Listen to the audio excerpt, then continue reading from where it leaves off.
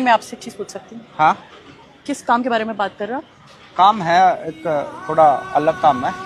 तो दोस्त है मेरी, वो थोड़ा मान नहीं रही है 50,000 रुपये में।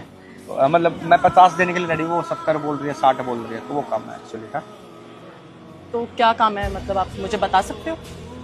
आप क्या नाम आपका? विदुषी। विदुषी। कहाँ, मुंबई के आप?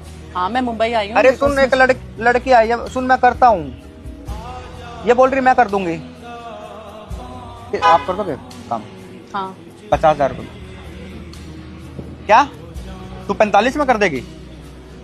यार ये 45 में कर देगी। मैं भी, आप पहले बताओ मुझे क्या काम है। ये 45 में कर देगी। नहीं, आप एक क्या? बार मुझे बताइए क्या है, मैं पूछना, बिकॉज देखिए मैं भी बॉम्बे में अभी न्यू आई हूँ। आप कर लोगे हाँ या ना? जो काम कुछ भी हो चाहे। हाँ, पक्का? हाँ। कितने में करोगे लास्ट आप?